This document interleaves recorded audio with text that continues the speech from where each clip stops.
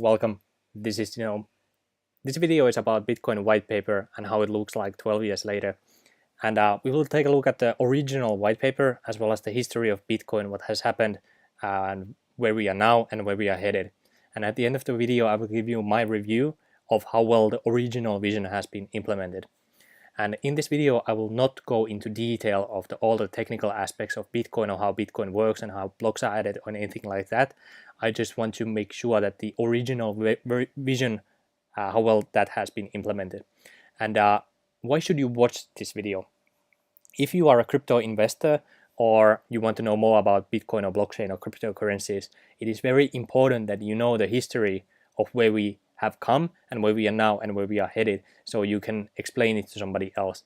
So if somebody asks you about Bitcoin and you know these things, it will make you look more professional as well, especially if you are investing into cryptocurrencies.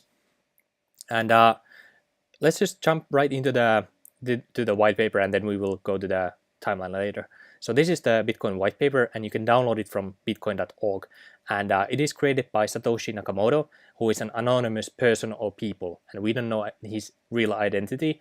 And he disappeared a little while after making this white paper and helping the Bitcoin community grow in its infancy.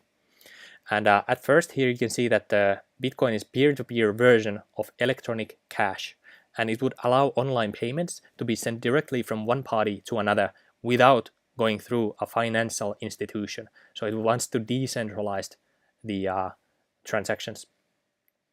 And on the introduction here, you can see that they say that there's high transaction costs with the banking system, how it currently works, and it's hard to make small casual transactions. And currently there's no mechanism to make payments over a communications channel without a trusted party. And how their solution is to use cryptographic proof instead of trust. And they also give a solution to double spending problem. And what double spending problem is, I just want to briefly explain, because they explain it here, but double spending basically means this, that you have money on your bank account and you want to spend it. And how you can spend it is by sending it to another bank account, but the bank itself has to verify that the transaction has been deducted from your account and added to the other account. And so you cannot double spend your money. And with cash, it is very easy because it is physical, and when you give it to another person, you don't need a third party to verify the transaction because you just give it to someone else. But whenever you have e-cash or electronic payments, then you needed a third party. But cryptocurrency, Bitcoin blockchain, basically wants to solve that problem. And with transactions, they define an electronic coin just as a chain of digital signatures. So with blockchain, you cannot actually own Bitcoin like directly, but you can own the right to use that Bitcoin. So how you own it is basically with signatures. So the previous owner had made a digital signature that you now own the signature, and these transactions, they link to each other in an infinite chain of events. And here they talk about double spend again. So the only way to confirm the absence of a transaction is to be aware of all transactions. So all transactions are in the blockchain, and transactions, they must be publicly announced, and the participants or the network upkeepers or the miners or the nodes, they have to agree on a single history. So there has to be a consensus in the system as well all the time. So there cannot be any contradictions. There's only 21 million Bitcoin in the world, and you cannot double spend the money. And their solution for this is the timestamp server, which they explain here. And it works through proof of work mechanism. And they refer to Adam Back's Hashcash. By the way, Adam Back is the only person in the whole Bitcoin white paper that is a real person. So that's why some people think he is Satoshi Nakamoto. Of course, we don't know for sure. He has denied it himself. And here they tell how the blocks work, how transactions are added to the block, and how there's a nonce, which is just like a random number that these computers try to solve. and it gets harder and harder the more CPU power there is in the system to solve these blocks. So one block is added to the blockchain every 10 minutes, and it contains roughly 1 megabyte worth of transactions inside it. And current network speed is about 7 transactions per second, which is quite low actually in its current state. But here they talk about the network, and then they go to the incentive, and this is important. So the first transaction in a block is a special transaction that starts a new coin owned by the creator of the block. So there's an incentive for the miners to verify these blocks, and the initial money supply of Bitcoin is distributed through this transaction verification process. And the verifiers, they use CPU time and electricity to verify these transactions. And after a while, by the way, after they published the Bitcoin and it was up and running, it used GPU power as well. So that's just an upgrade that happened in the system as well. And an important thing here is that there's an incentive also to get funded with transaction fees. So the verifiers get money from making these blocks from the total supply, and also through transaction fees. And after all the blocks, all the Bitcoin have been mined, then there will be a transition entirely to transaction fees only. And this is important. So in this Bitcoin white paper, they always wanted to have transaction fees inside the system. And now there's a contradiction here in the Bitcoin white paper, because on the other hand, they want transaction fees here, but here they complain about the transaction costs of the current banking model. So that's quite interesting. And at the end of the day, when all Bitcoin have been mined, then there would be completely inflation-free, which makes it deflationary. So that's a design in the Bitcoin white paper. And they want to have an incentive to keep nodes honest, so they don't attack the system and try to gain or game the system. So it would always be more profitable to play by the rules. And this is basically the security side as well. And then we can go down here. This is the technical side also. You can read it on your own time. But now we go to the privacy. So the traditional banking model achieves a level of privacy by limiting access to information. But then you have to trust a third party with your information. And to remove that need, privacy can still be maintained by breaking the flow of information. And how they do this is by keeping public keys anonymous. So each transaction here, let's go up here, you can see that a transaction, where is it? A transaction, it has the public key and it has a private key. So the public key is basically the address, the Bitcoin address, and the private key is your password to the ownership. So you can, with the private key, you can access the funds that are held by the public key. Public key is just the Bitcoin address, basically. Where were we? Here. So they keep the public key anonymous, so the address is always anonymous. But there's a security flaw here, which is that a privacy flaw, because here you can see that the public can see that someone is sending an amount to someone else, but they cannot see that who is the owner of the public key. But now they have blockchain analyst companies that track these Bitcoin transactions, and based on the transactions, because they are publicly announced, you can see all the transactions, all the recorded history is on the blockchain. So based on the behavior of any address, they can basically guess who is the owner. And the more activity one address has, the more easy it is to determine who is the owner of any address. So that's a privacy flaw over here. Or I'm not sure if it's a flaw or not, but it is not mentioned in the system. So if they want to have more privacy, then that's an update that needs to be taken care of. And then they have calculations how hard it is to actually attack the system. And since these 12 years, it has never really been hacked through this kind of an attack. So I'm sure it's good enough. So we don't need to know about this if we are just an average investor. But as a conclusion here, you can see that they want to propose a system for electronic transactions without relying on trust. And they want to prevent double spending. And they have a proof of work system to record a public history of transactions in the blockchain. And they use CPU power to verify the transactions, and they can vote the miners or the nodes, they can vote with their CPU power. And here they say that if you want to make any rules or any needed rules and incentives can be enforced with this consensus mechanism. So basically the nodes, they can vote with their CPU power on the changes on the blockchain and updates. So that's important as well. And here you can see the references. So you can read this whole thing on your own, but here were the most important things. Now let's just take a look at the history of Bitcoin as well, and then we go to the aspect how well these have been actually implemented. So this is the Bitcoin timeline, and if we start from the beginning, you can see here that 2008, August 18, Bitcoin.org was founded, and then October 31st, white paper was released. So this paper was released October 31st, 2008. And already on January, the first Bitcoin block was mined, and it was the Genesis block. And this is the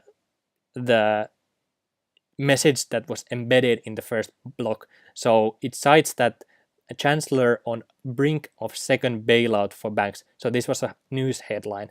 So basically this also suggests that Bitcoin was made to combat the financial system. But it's not on the white paper, so it doesn't say anything about, this white paper, it doesn't say anything about Lamborghinis. So let's just get that off the table. It doesn't say anything about going to the moon also. And it doesn't say anything about using Bitcoin for trading purposes or financial services or anything like that. It doesn't say. It just says about being electronic cash. So that's for the white paper as well. But let's go to the timetable again. So May 2010, first pizza was sold, or the first real life item. So in Bitcoin forums, somebody posted that he's willing to pay 10,000 Bitcoin for 2 pizzas, and somebody was able to actually do that for him. So that was the first real life transaction on May 2010. And then we went forward. Oops, sorry about that. Here we go. So August 6, 2010, there was an exploit in the Bitcoin system where Bitcoin actually went down for a few hours, because there was an exploit where you were able to create infinite amount of Bitcoin, and somebody actually exploited it and they fixed it after a few hours. So after this, I don't know if Bitcoin system ever went down after this one. I don't think so. I think this was the only time that the network actually went down. And then they had constant updates all the time. By the way, if you want to look at the updates, you can go to bitcoin.org/en/version-history, and I will link this down below. So you can see that Bitcoin has always these updates going on, and I read through all of them, and the latest update is in July 2020. So there's still updates coming through. And let's get back to the timeline again. So the 2013, BitInstant and Mt. Gox were the first exchanges that grew in popularity. And there was also the Silk Road website, which allowed you to use Bitcoin anonymously to buy anything in the world. And very quickly it became a place for buying drugs and guns and that sort of things. And of course, CIA was very, very interested in this. So they basically took down the Silk Road as well, and the owner of BitInstant as well. And that's when Bitcoin started to have more regulations as well. And at this time, the Satoshi Nakamoto basically disappeared as well. And 2014, we started to have more regulations, and Mt. Gox went down as well. So there was an exploit in the Bitcoin system, which was the malleability of Bitcoin transactions. And that's allegedly the reason why Mt. Gox finally went down. And what happened was the hackers were able to steal money from Mt. Gox. Let's go to the white paper again here. So this is the transaction here. So with when the digital signature was here, you were able to mutate the transaction when it was broadcasted to the network before it was verified. So miners were able to change the recipient of a transaction.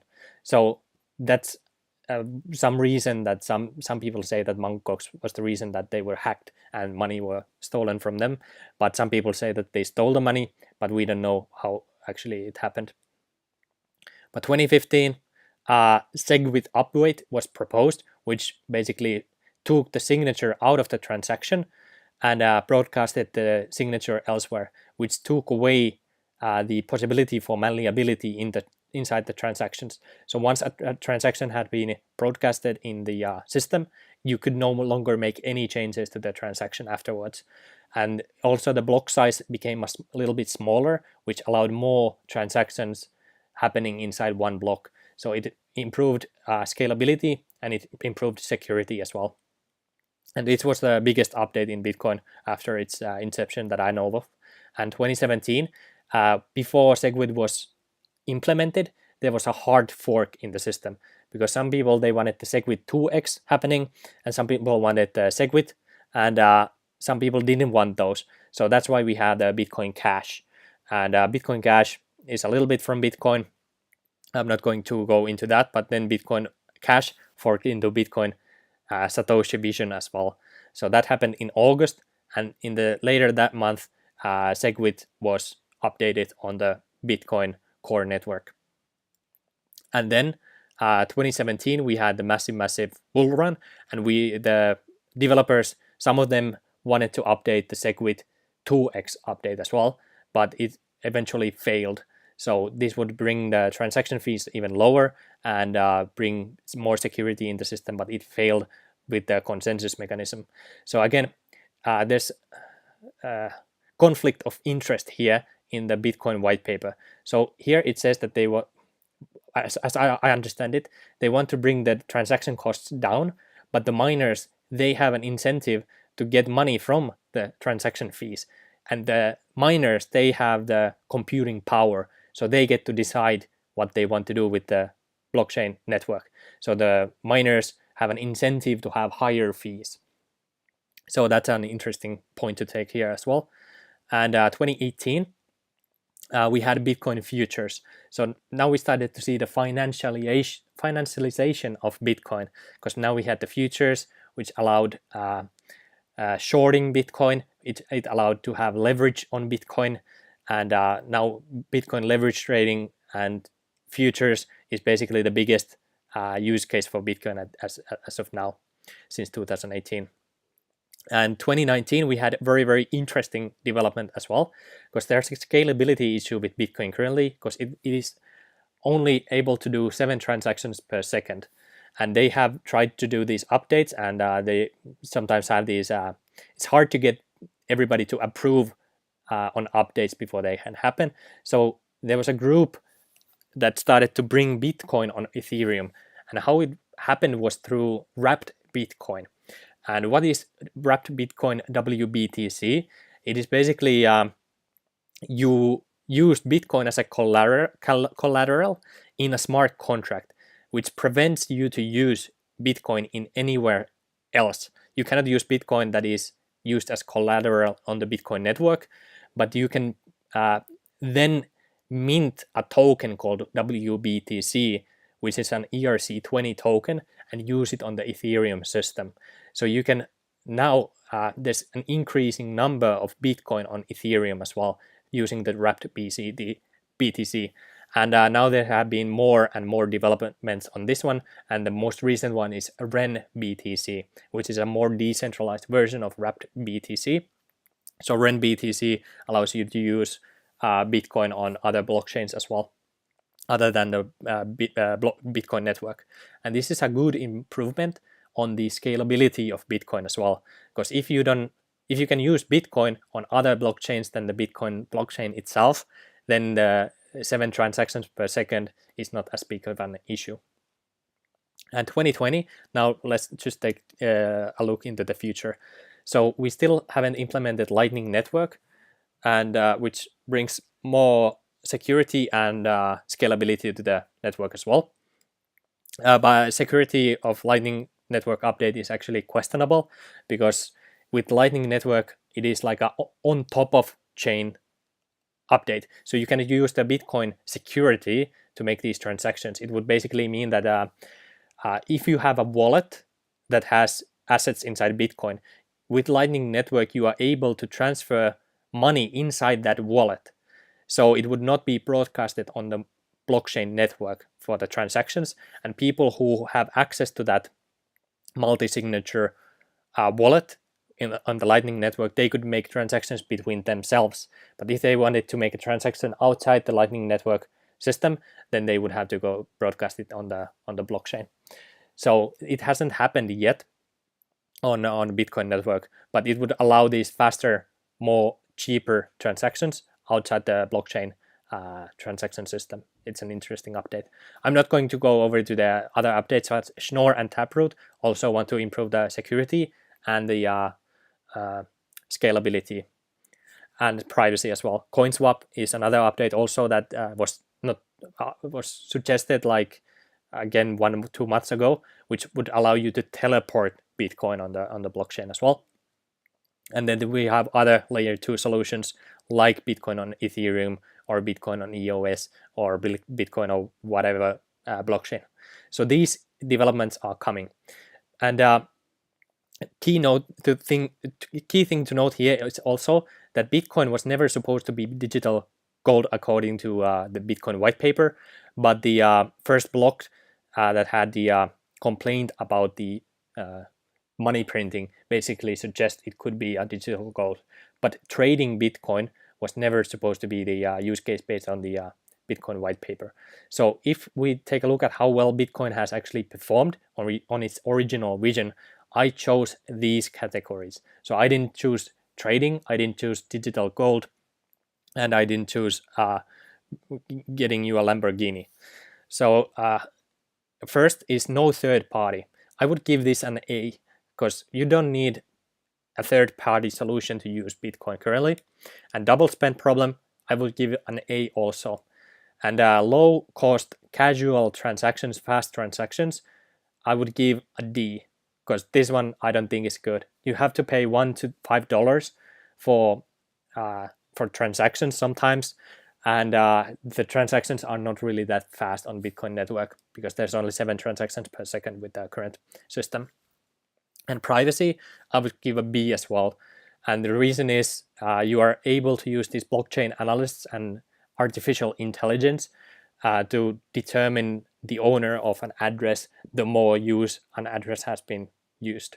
So that's why I would give it a B and not an A. And the security, I would give a B as well. I would give the security of Bitcoin A if you know what you are doing. But for the average user, most people use a third-party service for their Bitcoin, or they use a wallet where they have to store their private keys, or they can lose access to those keys. They can lose access to the funds. So the average user, I would just give the security a B, because it's not an easy solution. So if you know what you're doing, it's an A. If you are an average person or an advanced person, I would give it a B. And for total system, because the number one reason to make Bitcoin was to become electronic cash, I would give it a B- as well, because the transaction fees are high. There's a delay in all the transactions. So if you want to use cash, it has to be instant. So for that reason, I will give it a B- for the original vision of Bitcoin. But it could improve with these updates and the layer 2 solutions that are coming to Bitcoin as well. So this is overall, I believe in Bitcoin future. I think it's an amazing development, and good things have happened, and the updates are very constant on Bitcoin network and on other blockchains as well. So I think this is going to be a future of the Bitcoin. It's going to look very, very good. If you like this content, hit the like button, and if you like to see me explain how you can get passive income with cryptocurrencies, you want me to take deep dive research into different protocols, or you want me to talk about the macroeconomics, I do that on this channel as well. So subscribe for more if you want that. You can join my our Telegram group. It's in the description as well. And if you have any comments or thoughts, or you disagree, put those comments down in the comment section. I will answer those, and let me know if I missed something, if I said something wrong, or you have a question, or you just want to say hi, put them down in the comment. Yeah, that's it for this video. Thank you for watching, and I will see you on the next video.